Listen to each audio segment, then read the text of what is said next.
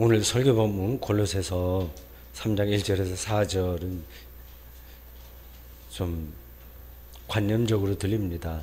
확 와닿지 않을 수 있어요. 아주 짧은데 쉬운 것 같으면서도 어려워요.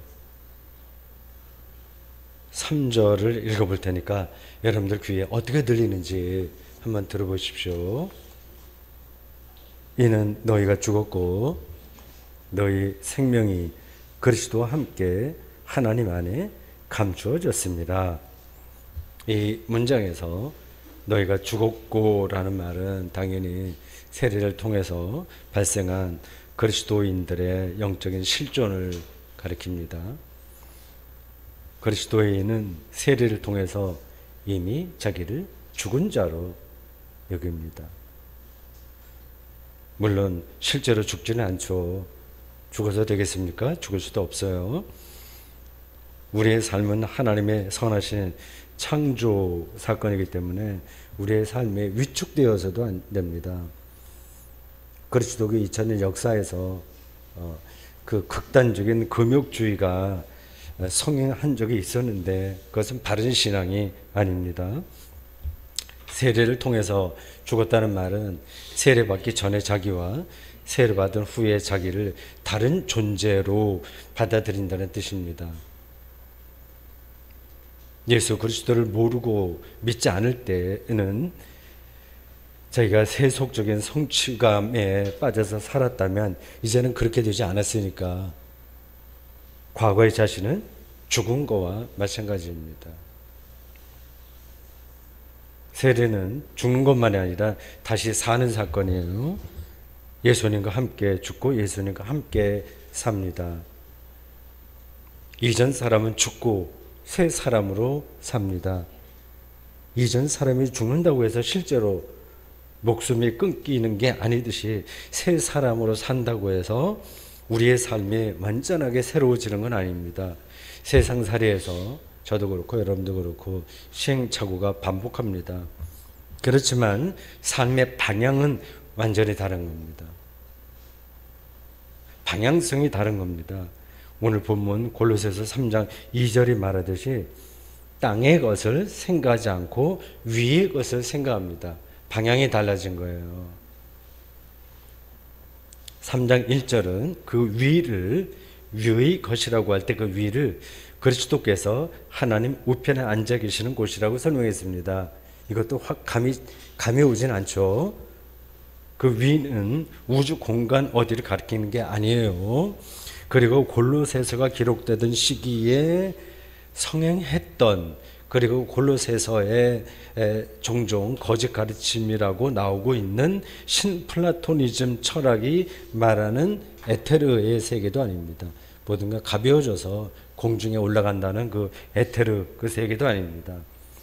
하나님의 능력이 지배하는 세계가 바로 이 골로새서가 이야기하는 위입니다. 그 위를 정확하게 이해하려면 하나님의 능력이 무엇인지를 아는 게 중요합니다. 성경은 막연한 게 없어요. 아주 실질적으로 여러분들이 생각하고 그거를 주변 사람들에게 설명할 수 있어야 성숙한 그리스도인이 됩니다. 하나님의 능력이 무엇인지를 알아야 위의 것을 찾는다고 할 때 그게 무슨 뜻인지를 알게 되는 겁니다. 그리스도교의 가장 기본적인 가르침에 따르면 하나님의 능력은 예수 그리스도를 죽은 자로부터 살리신 데에서 나타납니다. 그러니까 부활의 능력이 곧 하나님의 궁극적인 능력입니다. 신약 성경이 예수님의 부활을 말할 때에는 반드시 거의 대부분 죽은 자가 언급됩니다. 죽은 자로부터의 부활을 얘기합니다. 죽음 극복이 바로 부활 사건이기 때문에 그렇습니다. 죽음은 모든 생명체에게 주어진 숙명입니다. 사람은 물론이고 다른 생명체도 다 마찬가지예요. 생명체만이 아니라 지구와 같은 행성, 태양과 같은 그 별도 사실은 다 죽음이 있습니다. 그런데 인간에게 죽음의 특별한 이유는 인간만이 죽음을 의식한다는 데 있습니다. 동물들에게도 죽음에 대한 의식이 희미하게 남아 있다고 주장하는 사람들이 있긴 해요. 반려묘를 키우는 분들에게 그런 느낌들이 있는 것 같습니다. 그러나 확실한 게 아니에요. 동물들이 죽음을 의식한다면 살아있을 때 죽음을 준비하는 모습을 보여야 되겠죠. 장례 문화가 다른 동물들에게 있다는 말을 저는 들어보지 못했습니다. 인간은 의식적으로나 무의식적으로 자기의 삶을 죽음과 연결해서 받아들이고 대처합니다. 의식적으로 못한다고 하더라도 무의식적으로 그렇게 대처합니다. 죽음이 얼마나 폭력적이고 난폭한지를 잘 알기 때문입니다. 현대 문명은 역설적으로 죽음을 소외시킵니다. 없는 것처럼 생각합니다. 더 정확하게 보면 죽음으로부터 인간이 소외당하는 겁니다. 사실은요. 두 가지 점에서 그렇습니다. 하나는 소비 중심의 삶이에요. 현대인은 소비를 통해서 나는 죽음과 관계없다는 느낌을 경험하려고 합니다. 무의식적으로 그렇습니다. 죽는다는 사실을 절실하게 알면 소비 중심의 삶으로 떨어질 수가 없겠죠. 저는 얼마 전에 작업복과 테니스복만 남겨놓고 옷을 다 버렸습니다. 앞으로 이제 옷을 사지 않겠다 하는 그런 생각이죠. 계절에 따른 개량 한복 세 버리면 평생 살아가는데 아무 지장이 없을 테니까요. 이게 반드시 정답이라는 게 아닙니다. 그러니까 70세가 됐으니까 이제 가능한 한 소비를 줄이려는 의지의 표현일 뿐입니다.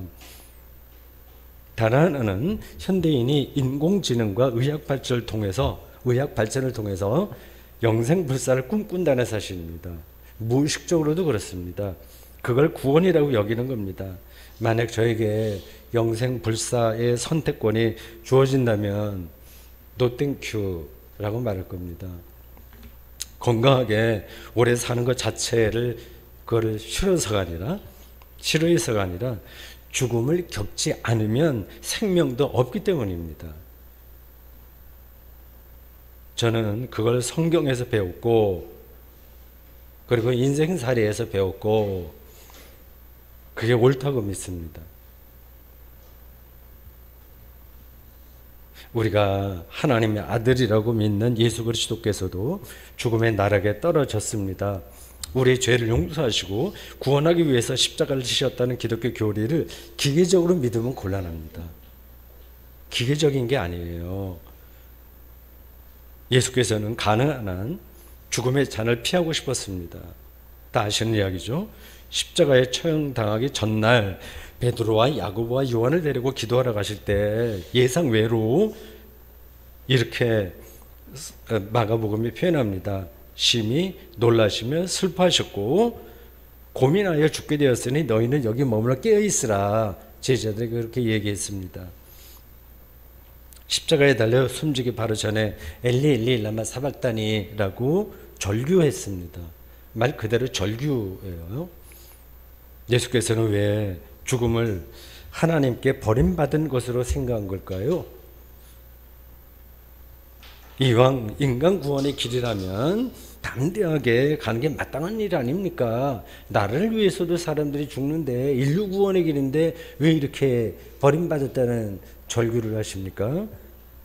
이와 대조적으로 소크라테스는 아테네 젊은이들을 선동했다는 죄목으로 약사발을 받으면서 제자들에게 이웃집에서 빌려다 먹은 닭인가 닭 한 마리를 대신 갚아달라는 말을 남기고 요요자적하게 죽음을 받아들였다고 합니다. 아주 대조적인 죽음이에요. 그런 태도는 영육 이원론에 근거한 그리스 철학의 전통입니다. 인간의 육체까지 하나님의 거룩한 창조로 보는 신구약 성경의 관점에서 육체의 죽음은 인간 삶의 완전한 파멸입니다. 절망적인 사건입니다. 자신들의 스승이 십자가에 처형당하고 무덤에 묻힌 사건을 목격한 제자들은 완전히 절망해서 모두 본래 고향으로 뿔뿔이 흩어졌습니다. 이제 끝장이라고 생각했습니다. 그것으로 갈릴리에서 시작한 예수님의 하나님 나라 운동은 막을 내려야만 했습니다. 우리 모두 죽음으로 우리 인생살이에 막을 내리듯이 말입니다. 근데 어느 순간부터 제자들은 십자가에 달려서 처절하게 죽어 무덤에 묻혔던 예수님을 살아있는 자로 경험하기 시작했습니다. 십자가 죽음 앞에서 예수께서 외치신 하나님 왜 나를 버립니까? 라는 문장을 이해하기 어렵듯이 제자들의 이런 경험도 사실은 이해하기가 쉽지 않습니다. 쉽지 않습니다. 예수께서 죽었다가 죽기 이전의 몸으로 살아나는 것은 절대 아니에요. 복음서가 전하는 보도에 따르면 문이 닫혀 있는데도 부활의 예수께서 방 안으로 들어오셨다고 하지 않습니까? 우리 몸을 갖고는 그렇게 안 돼요. 더 중요한 점은 부활의 주님께서는 제자들과 그리고 평소에 자기를 추종하던 따르던 이들에게만 나타나셨다는 사실입니다. 고린도전서 15장 5절 이하에는 부활 목격자 명단이 나옵니다. 베드로를 가리키는 게바, 그리고 12제자, 500의 형제, 예수 동생인 야고보, 모든 사도, 그리고 마지막으로 바울입니다. 그런 명단이 초기 그리스도교에 이렇게 이렇게 있었던 것 같습니다. 부활의 주께서 사내들인 공회나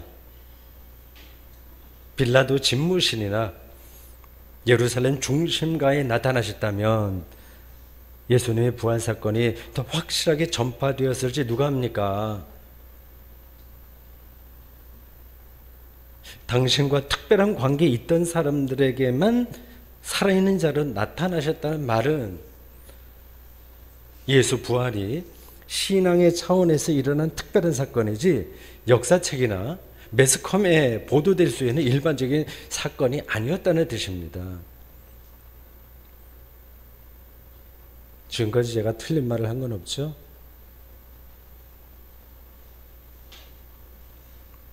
그렇다고 해서 예수님의 부활 사건은 이거 뭐 근거가 희박하구나 하고 생각하면 곤란합니다. 뉴스로 보도되는 것만이 중요하고 확실한 게 아니에요. 일단 그걸 여러분이 눈치채야 됩니다. 정말 중요한 일은 그것이 발생했을 때 아무도 알아보지 못합니다. 상당한 세월이 흐르면서 결과가 나타날 때만 알아봅니다. 예수께서 마리아, 아주 어린 여자 16세쯤 됐을까요? 마리아의 몸에서 태어날 때 이를 알아본 사람은 거의 없었습니다. 예수님의 출생이 인류 역사에서 어떤 의미가 될지 미리 알았다면 많은 사람들이 주목했겠죠. 우리의 일상도 비슷합니다. 우리 인생살이에서 가까이 여러분들 다 살아오셨잖아요. 정작 중요한 일은 처음부터 드러나는 게 아닙니다. 기억도 가물가물하던 어떤 경험이 나중에 그 사람의 인생을 결정합니다. 이 세상의 속성이 은폐이기 때문에 그렇습니다. 은폐성인 거예요. 감춰져 있는 겁니다. 오늘 본문에서 바울은 우리의 생명이 하나님 안에 감추어졌다고 말하죠. 제 얘기가 아니라 바울이 얘기하고 있어요. 이 말은 우리의 생명이 아직 다 드러나지 않았다는 뜻입니다. 우리는 생명의 정체를 직면할 수가 없어요. 우리 자신이 누구인지를 우리가 다 아는 게 아닙니다. 여러분 각각은 누굽니까? 그리고 설교하는 저는 누굽니까? 이 정체가 다 드러났나요? 그 본질이 다 현현됐나요? 이런 말을 어색하게 생각하는 분들도 있을 겁니다. 지금 우리가 지금 생생하게 살아있는 거 이거 자체가 생명이 아니냐? 맛있는 거 먹고 유튜브 봤고 뭐그 영화도 보고 뭐 또 돈도 벌고 다 이거 생생하고 이거 생명 아니냐 이렇게 말합니다. 물론 생명이지만 성경이 영생이라고 말하는 그러한 생명은 아닙니다. 숨어 있는 겁니다. 저는 지금 우리가 모두 늙고 결국은 죽는다는 사실만으로 현재의 생명이 다 드러나지 않고 감춰졌다고 말씀드리는 게 아닙니다. 현재의 생생한 삶 자체가 은폐를 속성으로 합니다. 현재 여러분이 행복하다고 생각하는 것들을 나열해 보십시오. 예를 들어서 10억 원 복권에 당첨되었다고 합시다. 또는 베스트셀러 작가가 되거나 유명 유튜버가 되었다고 합시다. 좋은 사람과 결혼했다고 합시다. 그게 자신의 미래에 어떤 영향을 끼칠지 모릅니다. 세상에 말하는 대충 좋은 그림을 우리는 무조건 따라가는 겁니다. 그런 일상이 소중하지 않다는 말씀이 아니라 일상에서 벌어지는 일들이 이미 다 드러난 게 아니라 은폐되었다는 뜻입니다. 신비롭게 봐야 돼요. 다른 말로 하면 미래로 열렸다는 뜻입니다. 예를 들면 씨앗과 비슷합니다. 씨앗에는 꽃이 은폐되어 있습니다. 시간이 흐르면서 어떤 조건이 맞춰지면 씨앗에서는 상상할 수 없는 모양의 꽃이 현현합니다. 여러분의 삶에서 꽃이 피는 순간이 기다려지지 않으시나요? 이게 너무 거리가 먼 이야기인가요? 뜬구름 잡는 이야기를 제가 하고 있는 걸까요? 그래서 실감이 나지 않으시나요? 도대체 여러분은 무엇에 실감을 느끼면서 사십니까? 무엇이 그렇게 리얼합니까?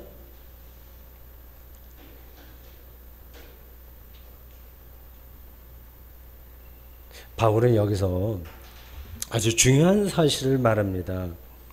대단한 사람이에요. 제가 평생 동안 신학 공부하고 설교자, 신학책을 쓰는 사람으로 살았지만 바울을 이렇게 해도 따라가기 힘들다는 느낌이 아직까지도 듭니다. 그분에게서 배울 게 너무 아직도 많이 남아있어요. 우리 그리스도인의 생명이 그리스도와 함께 하나님 안에 감춰졌다고 말합니다. 돈에 매달려서 사는 사람은 돈과 함께 감춰졌겠죠. 그게 자기의 미래입니다. 그리스도와 함께라는 말은 그리스도와 하나라는 뜻이에요. 바울의 표현을 빌리면 내 안에 그리스도가 계시고 그리스도 안에 내가 계시다고 했습니다. 이는 곧 예수 그리스도의 고난과 십자가와 부활과 재림에 이르는 예수의 운명에 우리가 참여하는 신앙적 연대성, 솔리데리티, 연대성을 가리킵니다. 지금 우리가 세례받은 자로서 교회 공동체 구성원이 되었고요. 그리고 정기적으로 모여서 예배를 드리고 또 구성원들끼리 코이노니아 친교를 나누는 모든 일은 바로 예수 그리스도와 하나라는 사실을 가리키는 겁니다. 이를 통해서 우리의 생명은, 즉 우리의 미래는 그리스도와 함께 하나님 안에 감춰집니다.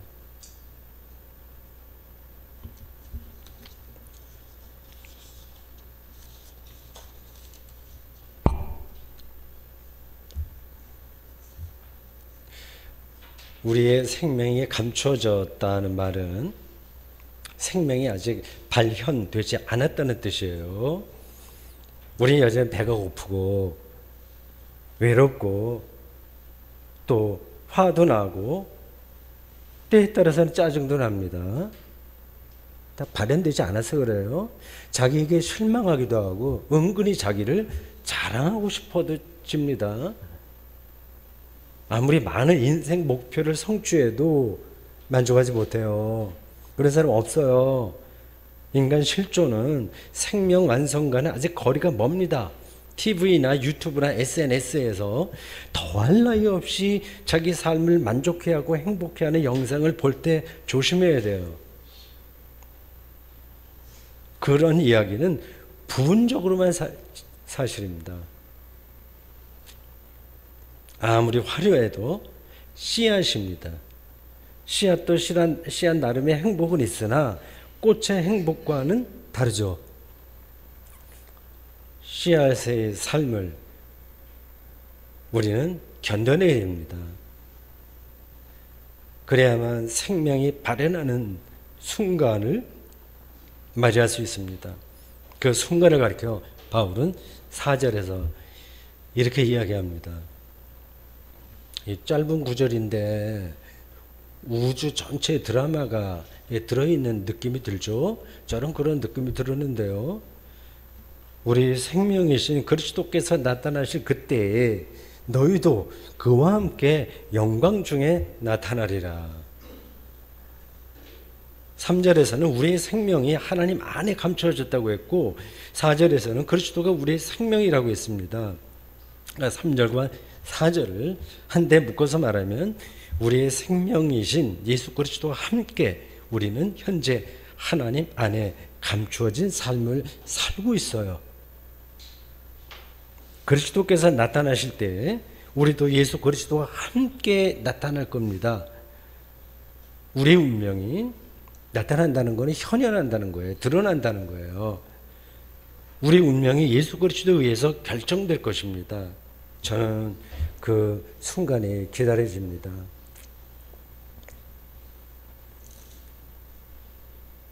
그리스도교 전통은 세상 마지막 때 예수께서 세상을 생명으로 심판하기 위해 다시 오신다고 가르칩니다.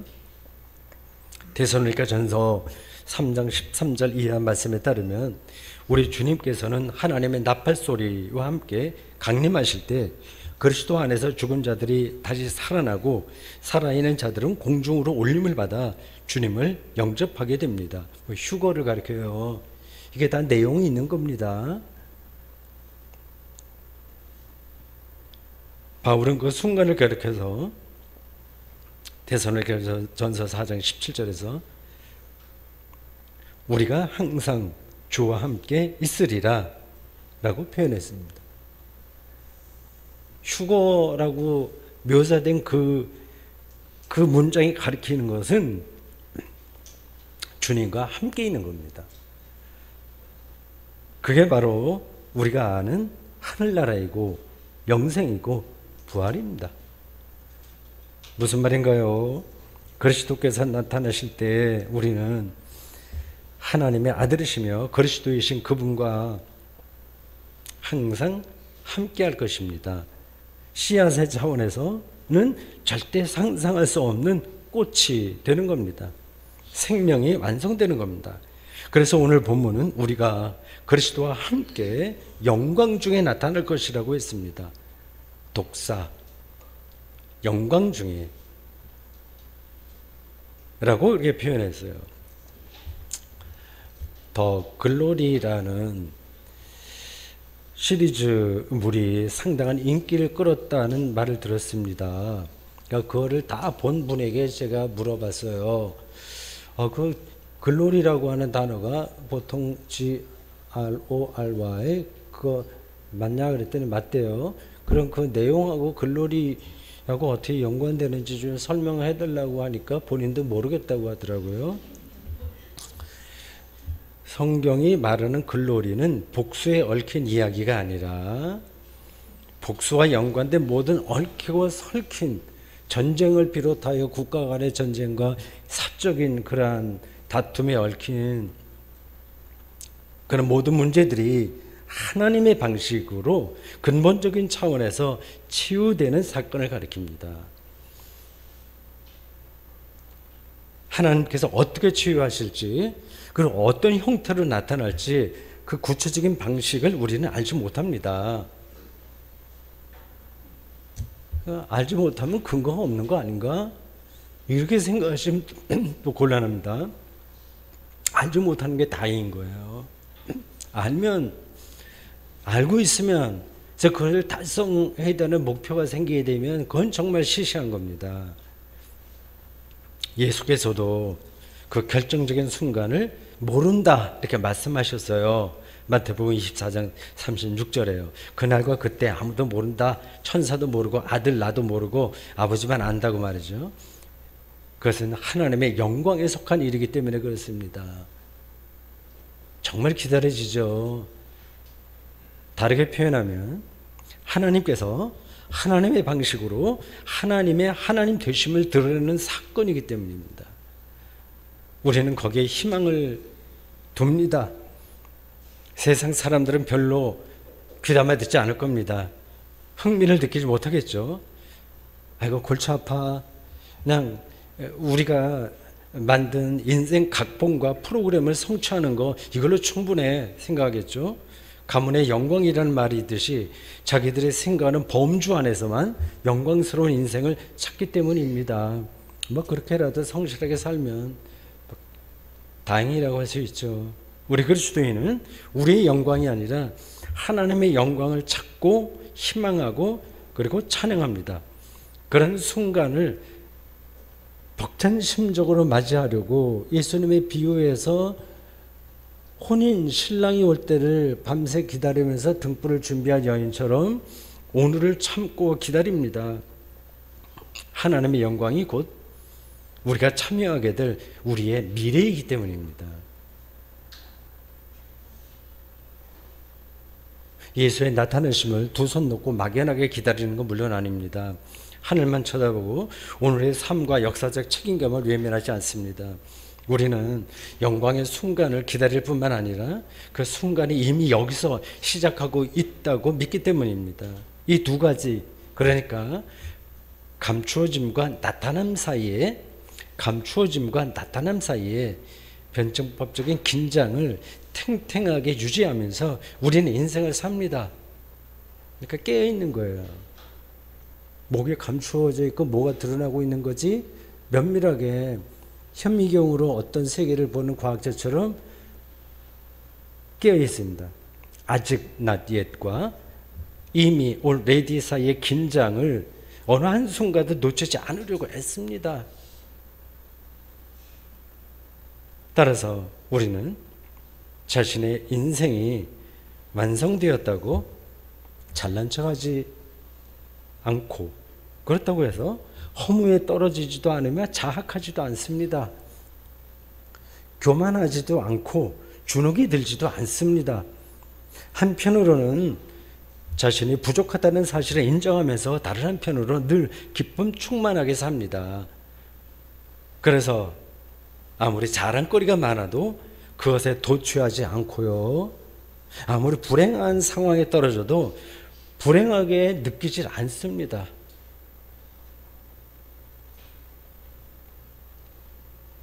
여기서 중요한 점은 이미 앞에서 언급했던 예수 그리스도와 함께라는 뜻입니다. 그 헬라어 성경을 보니까 신, 토, 크리스토 이렇게 표현되어 있더라고요. 함께 3절은 그리스도와 함께 하나님 안에 감춰졌다고 했고 4절은 그와 함께 영광 중에 나타나리라고 말했습니다. 우리 혼자 이 엄청난 운명 자체가 엄청나잖아요. 우여곡절도 많고 아슬아슬하기도 하고요. 이 엄청난 운명을 버텨내는 게 아니라 그분과 함께 살아낸다는 사실이 얼마나 다행스러운지 모르겠습니다. 그래서 마태복음은 마지막 절인 28장 20절에서 부활의 주님께서 주신 약속을 다음과 같이 전합니다. 볼지어다 내가 세상 끝날까지 너희와 항상 함께 있으리라. 어느 때까지요? 죽는 순간까지.